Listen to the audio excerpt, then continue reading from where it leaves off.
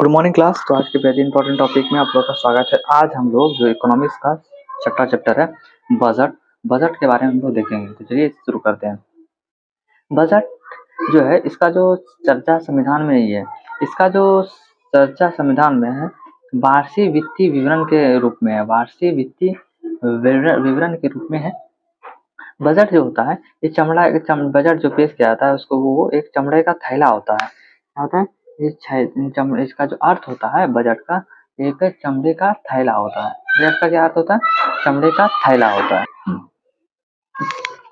Budget जो है जो है ये आपका फ्रेंच भाषा है। फ्रेंच भाषा है। बजट कैसा भाषा है? फ्रेंच भाषा है। बजट कैसा भाषा है? फ्रेंच भाषा है। पहली बार जो प्रस्तुत इसको वॉलपोल ने किया था। किसने किया था? वॉलपोल ने किया था। पहली बार जो बजट का प्रस्तुत किया था किसने किया था? वॉलपोल ने किया था। वॉलपोल ने किया था। भारत में प्रथम बार प्रस्तुत विल्सन ने किया था 1860 में। भारत में प्रथम बार जो प्रस्तुत किसने किया था? विल्सन ने किया था। किसने किया था? विल्सन ने किया था। और एक वर्ग समिति ने 1924 ईस्वी में रेल बजट को अलग कर दिया। बाद में इसे एक कब कर दिया गया? 2016 में। इस 2016 में एक किया गया और 17 में इसको पेश किया गया। मतलब कि एक वर्ग समिति द्वारा 1924 में जो है आपका बजट से रेल बजट को अलग कर दिया गया। बाद में इसे 2016 में एक कर दिया गया और 17 में फिर पेश किया गया। 16 में एक कर दिया गया, मतलब मिला दिया गया बजट से। जो आम बजट और जो रेल बजट को मिला दिया गया और 17 में इसको पेश किया गया। ठीक है। और जो हम लोग का जो यहाँ पे देखा जाए तो एक साल में जो जीएसटी आता है भारत में 20 लाख करोड़ लगभग आता है। 20 लाख करोड़ लगभग जीएसटी आता है। और एक साल में जो इनकम टैक्स जो आता है, इनकम आईटीआर आता है, वो भी 20 लाख करोड़ लगभग आता है। जीएसटी और आईटीआर मतलब 20-20 करोड़ और प्रत्येक वर्ष आता है। ठीक है। स्वतंत्रता जो है वो स्वतंत्र भारत में 1947 में बजट प्रस्तुत किसने किया था? कि आर के शेट्टी ने किया था। स्वतंत्रता जब हमें मिली थी 1947 में जो बजट प्रस्तुत किया गया था उसमें बजट किसने प्रस्तुत किया था? आर के शेट्टी ने किया था। और गणतंत्र जो हुआ था जो 1950 में बजट किसने किया था? जॉन मथाई ने किया था। किसने किया था? जॉन मथाई ने प्रस्तुत किया था। बजट प्रस्तुत जो है करने वाले जो पीएम है आपके जवाहरलाल नेहरू ने किया है, इंदिरा गांधी ने किया और राजीव गांधी। प्रथम महिला वित्त मंत्री जो है आपकी इंदिरा गांधी। प्रथम महिला वित्त मंत्री बोलेगी तो बोला जाएगा तो इंदिरा गांधी। और इन्होंने बजट प्रस्तुत किया है। बजट प्रस्तुत करने का जो अधिकार है वो किसको है? राष्ट्रपति को। बजट प्रस्तुत करने का अधिकार किसको है? राष्ट्रपति को है। बजट प्रस्तुत जो है आपका जो बजट प्रस्तुत का जो टीवी प्रसारण कब से किया जा रहा है? 1992 से किया जा रहा है। कब से प्रस्तुत किया जा रहा है?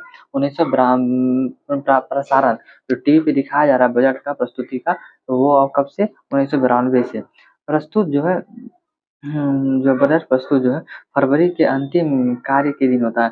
फरवरी का जो अंतिम कार्य का दिन होता है उसी दिन बजट को प्रस्तुत किया जाता है। ठीक है। बजट को प्रस्तुत कब किया जाता है? फरवरी का अंतिम कार्य दिन, जो लास्ट कार्य दिन होगा उसी दिन किया जाएगा।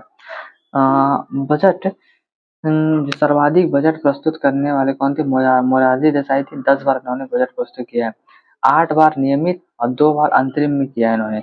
जो सर्वाधिक जो बजट प्रस्तुत किन्होंने किया है? आपका मोरारजी देसाई ने किया। 10 बार किया, 8 बार नियमित किया है और 2 बार अंतरिम में किया है। और पूर्वकालिक महिला वित्त मंत्री जो है पूर्वकालिक महिला वित्त मंत्री निर्मला सीतारमन। पूर्वकालिक जो महिला वित्त मंत्री निर्मला सीतारमन है। ठीक है।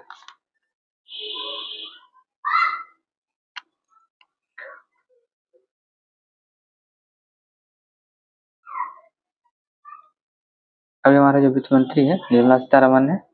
और बजट के प्रकार देख लेते हैं। बजट का प्रकार एक होता है जीरो बेस जो शून्य आधारित बजट, जेंडर बजट होता है, एक आउटकम बजट होता है और एक होता है संतुलित बजट होता है। यहाँ पे जैसे था कि जो भारत का प्रथम महिला वित्त मंत्री बोला जाएगा तो ये इंदिरा गांधी हो जाएगी। और अगर बोला जाएगा कि जो पहली पूर्वकालिक महिला वित्त मंत्री बोले पहली पूर्वकालिक महिला वित्त मंत्री बोला जाएगा ना, तो ये हो जाएगा महिला वित्त मंत्री तो निर्मला सीतारमन हो जाएगा। और पहली महिला वित्त मंत्री इंदिरा इंदिरा गांधी। और पहली पूर्वकालिक महिला वित्त मंत्री जो है वो हो जाएगी ये आपका निर्मला निर्मला सीतारमण। ठीक है। बजट का प्रकार: शून्यधारी budget, gender budget, outcome budget और संतुलित बजट। ये बजट के प्रकार हैं। जो जो जीरो बेस होता है, शून्य आधारित बजट होता है, ये आपका क्या होता है, पिछला लेन देन को छोड़कर एक नए सिरे से बजट बनाया जाता है। पिछला लेन देन जो है उसको छोड़ के एक नए सिरे से बजट को बनाया जाता है। उसी उसी को कहते हैं आपका शून्य बजट। ये आपका जैसे फर्स्ट बार इसको शून्य बजट को पेश कब किया गया था? 1987-88 में पेश किया गया था राजीव गांधी के द्वारा। कब किया गया था? 1987-88 में प्रस्तुत किया गया था। किसके द्वारा? राजीव गांधी के द्वारा प्रस्तुत किया गया था। जेंडर बजट क्या होता है? ये स्त्री पुरुष के लिए अलग से कुछ प्रावधान के लिए पेश किया जाता है। स्त्री या पुरुष के लिए के लिए अलग से कुछ प्रावधान जो पेश किया जाता है उसे जेंडर बजट कहते हैं। आउटकम बजट जो होता है, सरकार पैसा खर्च करती है। जो सरकार आउटकम बजट में सरकार पैसा खर्च करती है धन द्वारा कार्य का रिपोर्ट कार्ड को आउटकम बजट कहते हैं। तो सरकार जो पैसा खर्च करती है और धन द्वारा जो कार्य का जो रिपोर्ट कार्ड होता है, धन द्वारा जो कार्य हुआ उसका जो रिपोर्ट कार्ड होगा उसी को आउटकम बजट बजट कहते हैं। उसको क्या कहते हैं? आउटकम कहते हैं, आउटकम बजट।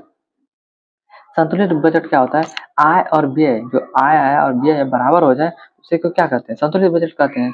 ठीक है। अब आते हैं हम लोग आर्टिकल 112। आर्टिकल 112 में क्या आता है? ASF, annual financial statement. इसमें बजट के कार्य की योजना है। इसमें चर्चा है, बजट की चर्चा है, कहता है कार्य कार्य क्या जाएगा उसकी योजना है और उसको चर्चा किया जाएगा 112 में बजट का। 113 में प्राक्कलन है, जो खर्च की चर्चा है, मतलब क्या खर्च हुआ है उसकी चर्चा है। प्राक्कलन 113 में है, क्या खर्च हुआ है। और इसमें जो आपका संसद इसके सदस्य कितने होते हैं? 30 सदस्य हैं, वो भी लोकसभा के सदस्य होते हैं।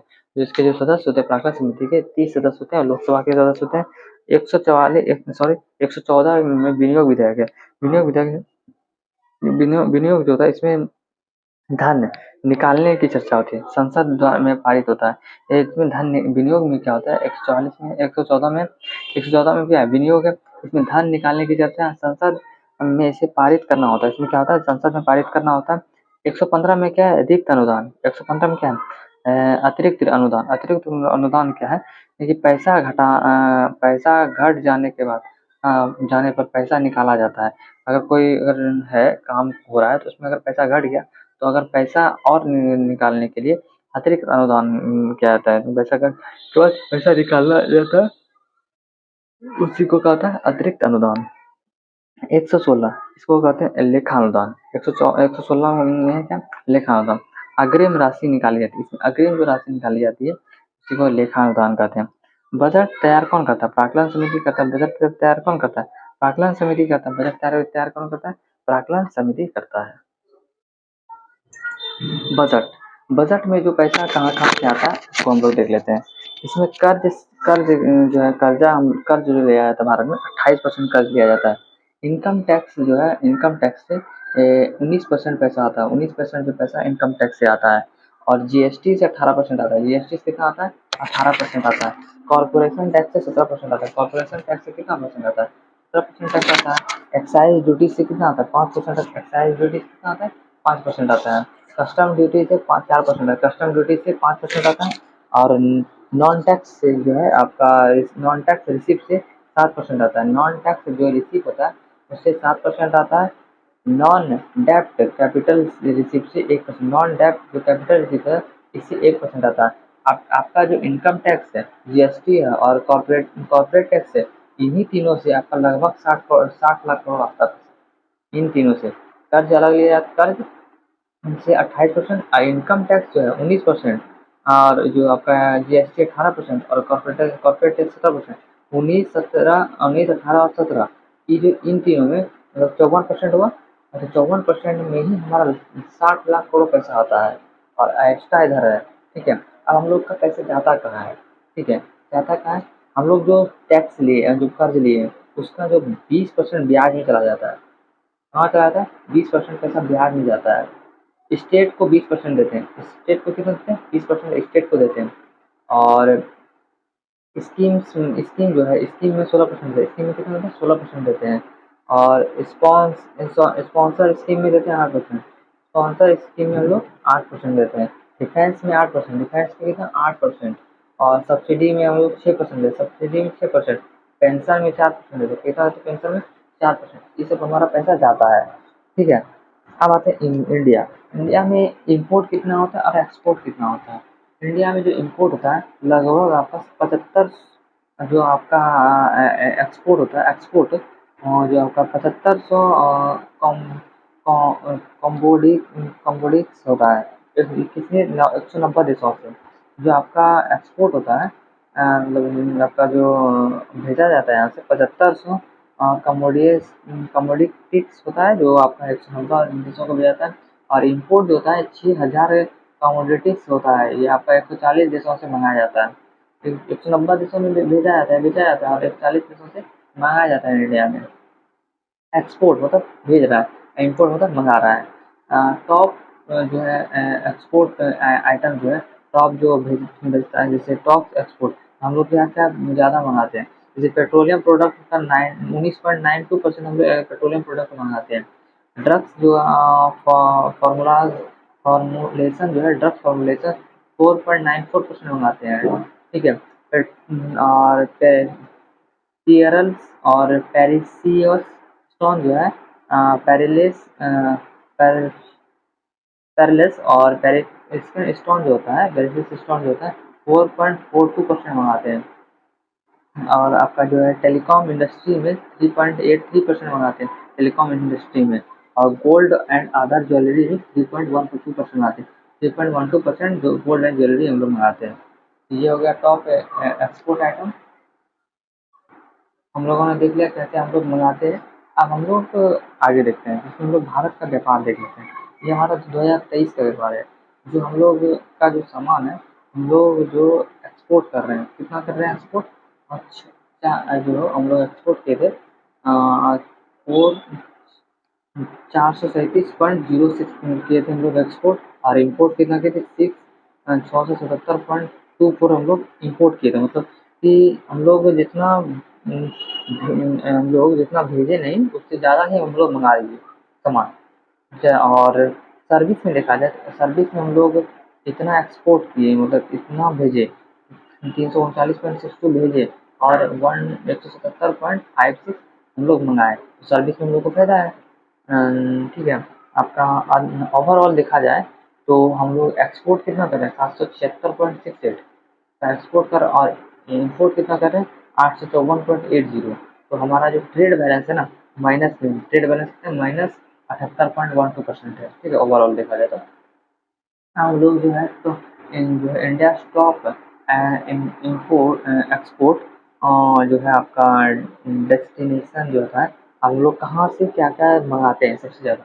यूएसए से हम लोग 17.71% मंगाते हैं, यूएसए से। यूएई से जो है 8% मंगाते हैं, यूएई से 8% मंगाते हैं। और नीदरलैंड से 5.12% मंगाते हैं, नीदरलैंड से। चाइना से 3.82% मंगाते हैं, चाइना से कितना 3.12% मंगाते हैं। सिंगापुर से मंगाते हैं हम लोग 3.24% मंगाते हैं सिंगापुर से। और टॉप जो इम्पोर्ट जो है सोर्सेज है, टॉप इम्पोर्ट जो हम लोग सोर्स कंट्रीज है, हम लोग कहाँ पे ज़्यादा हम लोग एक्सपोर्ट कर रहे थे, एक्सपोर्ट कर रहे थे, ठीक है, भेज रहे थे। हम लोग इम्पोर्ट कहाँ से कर रहे थे, सबसे ज़्यादा जो यूएसए को कर रहे हैं हम लोग एक्सपोर्ट 17.71%, और यूएई को 8% भेज रहे हैं, नीदरलैंड को हम लोग 5.1% भेज रहे हैं, चाइना को 3.82% भेज रहे हैं। अब मंगा कितना रहे हैं हम लोग 15.16% मंगा रहे हैं, मतलब कि चाइना से हम लोग बहुत ज़्यादा इम्पोर्ट कर रहे हैं, मंगा रहे हैं। और भेज कितना रहे हैं 3.82%, मतलब कि हम लोग 5 गुना जैसे है आपका, हम लोग यहाँ 3.82% अगर भेज रहे हैं तो 15.1 से मंगा भी रहे चाइना से सबसे ज़्यादा। फिर है, ठीक है। और सिंगापुर से 3.24% भेज रहे हैं, ठीक है। हम लोग देखते हैं चाइना से 15.16% मंगा रहे हैं, रसिया से हम लोग 8.97% मंगा रहे हैं, यूएई से हम लोग 6 पॉइंट यूएई से 6.96% मंगा रहे हैं, ठीक है। और यूएस से हम लोग 6.07% मंगा रहे हैं, सऊदी अरब से 4.7 4.7% जो आपका सऊदी अरब से हम लोग मंगा रहे हैं। स्टॉप इम्पोर्टिंग जो है आइटम इन इंडिया, क्या-क्या हम लोग इम्पोर्ट करते हैं स्टॉक में, ठीक है? क्या-क्या हम लोग क्रूड ऑयल जो है 20.44% हम लोग इम्पोर्ट करते हैं क्रूड ऑयल। गोल्ड भी हम लोग 7.10% हम लोग मंगाते हैं। पेट्रोलियम प्रोडक्ट 5.76% पेट्रोलियम प्रोडक्ट्स मंगाते हैं। कोयला जो है हम लोग कोयला जो है आपका 5.75% मंगाते हैं हम लोग। और इलेक्ट्रॉनिक जो आपका कंपोनेंट्स हैं 3.34% हम लोग इलेक्ट्रॉनिक कंपोनेंट्स मंगाते हैं। ठीक है, यहाँ तक हमारा वो कंप्लीट हुआ। इसका हम लोग आगे देखते हैं बजट पर। विनिवेश विनिवेश क्या होता है? सरकार जब अपनी सामान बेचती है और उसका जो पैसा लेती है, उसका जो पैसा होता है उसको विनिवेश करे। सरकार सरकार अपना जब सामान बेचती है और उसका जो पैसा होता है उसे क्या करते हैं? विनिवेश करते हैं, विनिवेश करते हैं। रिसिप्ट मतलब क्या होता है? इनकम होता है। रिसिप्ट मतलब क्या होता है? इनकम। ठीक है, अब हम लोग देखते हैं लेफर वर्क। लेफर वर्क के लिए जो है लेफर का जो वर्क है इसमें टैक्स परसेंटेज देते हैं। टैक्स का जो परसेंटेज है उसको देखते हैं। लेफर वर्क होता है टैक्स से जो राजस्व की प्राप्ति होती है, जो टैक्स से हमारा जो राजस्व की प्राप्ति होती है, जो पैसा मिलता है, टैक्स की दर के बीच का जो संबंध होता है, टैक्स से जो राजस्व की प्राप्ति होती है और टैक्स से जो कलेक्शन होता है और उससे जो टैक्स के दर में के बीच जो संबंध जो होता है उसी को लेफर वर्क कहते हैं। जो लेफर होता है जैसे टैक्स कलेक्शन इधर का हो गया और टैक्स रेट हो गया, उसका रिवर्स ऐसे होता है। ठीक है, हम लोग देखते हैं पब्लिक फाइनेंस। पब्लिक फाइनेंस होता है लोक राजस्व होता है। पब्लिक फाइनेंस लोक राजस्व होता है। इसमें हम लोग देखते हैं पब्लिक इनकम होता है और पब्लिक एक्सपेंडिचर होता है। इसमें जो है आपका पब्लिक फाइनेंस में इसमें सरकार लेन देन करती है। इसमें क्या करती है? सरकार लेन देन करती है। ठीक है, पब्लिक इनकम में क्या होता है कि एक सार्वजनिक आय होता है। इसमें सरकार का कुल आय होता है। इसमें सरकार का कुल आय होता है और सार्वजनिक व्यय होता है। इसमें सरकार का कुल व्यय होता है। सरकार कितना खर्च करती है? पब्लिक एक्सपेंडिचर और सार्वजनिक व्यय होता है। ठीक है, अब हम लोग देखते हैं सार्वजनिक आय में दो होते हैं, एक राजस्व आय होता है और एक पूंजीगत आय होता है। आपका होता है आपका रिवेन्यू रिसिप्ट होता है और कैपिटल रिसिप्ट होता है। मतलब रिवेन्यू रिसिप्ट हो गया, ये इनकम हुआ, रिसिप्ट का मतलब होता है इनकम। तो रिवेन्यू रिसिप्ट हो जाता है और एक होता है कैपिटल रिसिप्ट। पूंजीगत आय हो गया और एक राजस्व आय हो जाता है। ये सार्वजनिक आय का दो होता है। आपका सार्वजनिक व्यय का क्या होता है? राजस्व व्यय और पूंजीगत व्यय। इधर है राजस्व आय और राजस्व आय और उधर हो गया राजस्व व्यय। इधर हो गया आपका पूंजीगत आय, उधर पूंजीगत व्यय हो गया। राजस्व आय जो होता है इसमें आपका रेवेन्यू रिसिप्ट होता है। इसमें ये सरकार को लौटाना पैसा नहीं होता है। इसमें जो रिसिप्ट आता है राजस्व होता है इसमें सरकार को पैसा नहीं लौटाना। इसमें प्रॉफिट या टैक्स होता है या फी होता है, जिसका टैक्स लगा या फी लगा वो आपका राजस्व में आ जाएगा। अब पूंजीगत आय में देखा जाए, पूंजीगत आय में देखा जाए तो इसको पैसा आपको सरकार को लौटाना पड़ता है। इसको पैसा को लौटाना पड़ता है। जैसे आपका बैंक का जो पैसा हो गया उसको अगर खर्च करती है, एलआईसी का कोई हो गया, बॉन्ड का हो गया, ये सब पैसा सरकार को लौटाना पड़ता है। ठीक है, राजस्व व्यय होता है इसमें जो है रेवेन्यू एक्सपेंडिचर होता है। रेवेन्यू एक्सपेंडिचर होता है इसमें क्या होता है कि ये अल्पकालीन तथा छोटा होता है। रेवेन्यू एक्सपेंडिचर क्या होता है? ये अल्पकालीन तथा छोटा होता है। ये क्या होता है? अल्पकालीन और छोटा होता है। या एक वर्ष का खर्च होता है। इसमें क्या होता है? एक वर्ष का खर्च होता है। राजस्व जो व्यय होता है ये एक वर्ष का खर्च होता है। जैसे आपका सहायक राशि हो गया, अब सब्सिडी हो गया, ये सब 1 साल का होता है, अल्पकालिक में छोटा होता है। पूंजीगत व्यय जो होता है ये आपका कैपिटल एक्सपेंडिचर होता है, ये बहुत बड़ा होता है। ये आपका क्या होता है? बहुत बड़ा होता है, बहुत बड़ा व्यय होता है, बहुत बड़ा व्यय होता है। कई वर्षों तक धीरे-धीरे खर्च होता है, इसमें कई वर्षों तक इसमें धीरे-धीरे खर्च होता है। सड़क हो गया, पुल हो गया, एयरपोर्ट हो गया, ये सब में इसका जो है पूंजीगत व्यय लगता है। जैसे कि देखा जाए तो हमें अगर राजस्व आय से अगर ₹100 मिल रहा है और 100 करोड़ मान लेते हैं 100 मिल रहा है, एक देखते हैं रेशियो से 100 देख रहे हैं और पूंजीगत आय से हमें 400 मिल रहा है। तो इन दोनों को अगर मिला दिया जाए तो हमारा सार्वजनिक आय नहीं बन जाएगा, 500 हो गया। फिर अगर हम देख लेते हैं, अगर हम लोग राजस्व व्यय, जैसे राजस्व व्यय हम लोग खर्च कर रहे हैं, 120 खर्च कर रहे हैं। पूंजीगत व्यय जो होता है इसमें हम लोग 470 खर्च कर रहे हैं। 470, तो ये हमारा जो दोनों ओवरऑल मिलकर 590 हो गया। अब सार्वजनिक व्यय कितना हो गया? ज़्यादा हो गया। तो सार्वजनिक व्यय ज़्यादा हो गया तो हमारा क्या होगा? घाटा हो जाएगा ना। तो ज़्यादा हो गया, 90 हो गया, तो वो घाटा ही होगा ना। उसी उसी को घाटा कहते हैं। ठीक है, हम घाटा देखते हैं। घाटा जो होता है डेप्रिसिएशन, डेप्रिसिएट व्यय जो है व्यय आय से अधिक है। जब आय जब व्यय आय से अधिक हो जाए तो उसे क्या कहते हैं, घाटा कहते हैं। घाटा 3 प्रकार का होता है, एक राजस्व घाटा होता है, पूंजीगत घाटा, एक सार्वजनिक घाटा होता है। देखिए, राजस्व घाटा क्या होता है, राजस्व आय और राजस्व व्यय में इन दोनों को अगर घटा दिए, 120 और 100 में घटा दिए, 20 हुआ, कि घाटा क्या हुआ, 20 ना हुआ, राजस्व आय में घटा हुआ, तो राजस्व घाटा हो गया। पूंजीगत घाटा देखा है, पूंजीगत घाटा में अगर 400 आ रहा है, हम लोग खर्च कितना कर रहे हैं, 470 कर रहे हैं, ठीक है, तो 70 का घाटा हुआ, तो उसी को कहते हैं पूंजीगत घाटा हो गया। सार्वजनिक घाटा क्या होता है, सार्वजनिक घाटा है सार्वजनिक आय, सार्वजनिक व्यय अब माइनस सार्वजनिक आय, ओवरऑल इसको ओवरऑल और इसको ओवरऑल, 590 में 500 घटा देंगे तो क्या हो गया आपका सार्वजनिक घाटा हो जाएगा, ठीक है। सार्वजनिक घाटा को हम लोग पूंजीगत घाटा, मतलब देखिए सार्वजनिक घाटा में अगर एक एक करके देखा जाए, इन दोनों का ना घाटा है, पूंजीगत घाटा और इसको दोनों को, इन दोनों घाटा जो निकला है, इन दोनों को अगर जोड़ देंगे तो सार्वजनिक घाटा भी निकल जाएगा, ठीक है। सार्वजनिक घाटा को बजट घाटा भी कहते हैं, सार्वजनिक घाटा को क्या कहते हैं, बजट घाटा भी कहते हैं, सार्वजनिक घाटा को क्या कहते हैं, बजट घाटा भी कहते हैं। राजकोषीय घाटा, राजकोषीय घाटा क्या है, फिजिकल डेप्रिसिएशन, फिजिकल जो है इसका फिजिकल डेप्रिसिएशन होता है। इसमें बजट घाटा प्लस ऋण भार होता है, क्या होता है, बजट घाटा प्लस ऋण भार होता है, बजट घाटा प्लस ऋण भार होता है। कुल व्यय, इसमें जो कुल व्यय होता है आपका सार्वजनिक व्यय और माइनस गैर देयता आय होता है, सार्वजनिक व्यय और माइनस गैर देयता आय होता है। राजस्व आय प्लस पूंजीगत व्यय जो होता है, राजस्व व्यय और प्लस जो आपका सार्वजनिक व्यय जो होता है, सार्वजनिक व्यय क्या होता है आपका, राजस्व व्यय और पूंजीगत व्यय माइनस कुल जो आपका गैर देयता आय, मतलब गैर देयता आय जो आपका उनको जो पैसा नहीं देना है, तो ये हो गया राजस्व आय। अगर इसको घटा देंगे तो ये हमारा राजकोषीय घाटा हो गया।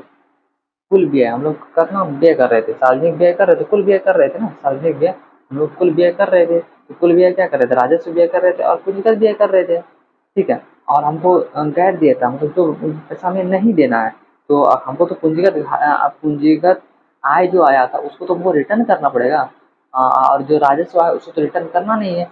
उसी को अगर हम लोग जो है राजस्व व्यय और पूंजीगत व्यय में अगर राजस्व आय घटा देते हैं तो हमारा राजकोषीय घाटा हो जाएगा। क्या होगा, ये हमारा राजकोषीय घाटा हो जाएगा, ठीक है। और बजट घाटा प्लस ऋण भार होता है, राजकोषीय घाटा में अगर बजट घाटा प्लस ऋण भार करेंगे तो ये भी हमारा राजकोषीय घाटा निकल जाएगा। अगर बजट घाटा प्लस ऋण भार करेंगे तो हमारा क्या हो जाएगा, राजकोषीय घाटा निकल जाएगा, ठीक है। तो ऋण भार ना, पूंजीगत व्यय जो हुआ वो ऋण भार ना हुआ, और राजस्व ठीक है, बजट घाटा यहाँ प्लस ऋण भार कर देंगे।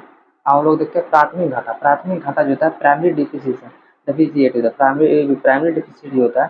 प्राथमिक घाटा जो होता है, प्राथमिक घाटा क्या होता है, अगर हमें राजकोषीय घाटा निकले, राजकोषीय घाटा में व्यय भुगतान को घटा देंगे, राजकोषीय घाटा में अगर व्यय भुगतान को हम लोग घटा देते हैं तो हमारा क्या निकल जाएगा, प्राथमिक घाटा निकल जाएगा। हम लोग जो व्यय भुगतान जो है वो आपको अगर हम लोग घटा देते हैं तो हमारा प्राथमिक घाटा निकल जाएगा। मौद्रिक घाटा क्या होता है, मॉनेटरी डेफिसिट, नए नोट के छापने पर जो खर्च आता है, खर्च के कारण नए नोट के छापने पर जो आय जो खर्च होता है वो उसी उस घाटा का कहते हैं, मौद्रिक घाटा कहते हैं। नए नोट को जो अगर नोटबंदी किया गया उसमें जो नए नोट को जो छापा गया उसमें जो खर्च हुआ, खर्च कारण हुआ उसको क्या कहते हैं हम लोग, मौद्रिक घाटा कहते हैं, क्या कहते हैं, मौद्रिक घाटा कहते हैं। तो ये हमारा जो है यहाँ तक कंप्लीट हुआ। आप देखते हैं इसके आगे मनी सप्लाई, हम लोग मनी सप्लाई देखेंगे। आपको मनी सप्लाई इसमें देखा जाए M1 जो होता है, M1 M2 M3 M4, M1 M2 M3 M4। M1 में क्या होता है, लोगों का जो धन हो गया, तो आम लोगों का जो धन हुआ, प्लस बैंक का जो मांग जमा हुआ बैंक का, प्लस आरबीआई का जो धन है, ये सब आपका M1 हो गया। लोग के पास जितना धन है, बैंक का मांग जमा जितना है, आरबीआई के पास जितना धन है, उस सबको मिला दिया तो वो हमारा M1 हो जाएगा। इसको हम लोग नैरो मनी कहते हैं, M1 को क्या कहते हैं, नैरो मनी कहते हैं। क्या कहते हैं, नैरो मनी कहते हैं। M1 को क्या कहते हैं, नैरो मनी कहते हैं। M2 जो होता है उसमें क्या होता है, M1 रहेगा, मतलब लोगों का धन, बैंक का मांग जमा और आरबीआई का धन रहेगा, प्लस डाकघर का बचत जमा, जो आपका डाकघर का बचत जमा हुआ ना उसको M2 कर देते हैं। M1 प्लस डाकघर का बचत जमा, M1 में ये सारा हो गया, प्लस आपका डाकघर का बचत जमा जो होगा वो हो जाएगा। M3 जो होता है, M3 जो होता है, M3 को हम लोग और M1 प्लस इसमें बैंक डाकघर का बचत जमा नहीं रहता है, M1 प्लस बैंक का जो फिक्स डिपॉजिट रहता है ना, FD, फिर बैंक का जो फिक्स डिपॉजिट रहता है उसको जोड़ देंगे तो M3 निकल जाएगा। M1 प्लस बैंक का जो फिक्स डिपॉजिट होता है उसको जोड़ देंगे तो M3 हो जाएगा। और जो M3 होता है इसको मौद्रिक नीति, इसमें मौद्रिक नीति हम लोग लाते हैं, मौद्रिक नीति, और इसको ब्रॉड मनी कहते हैं। इसको कहते हैं ब्रॉड मनी कहते हैं। क्या कहते हैं? ब्रॉड मनी कहते हैं।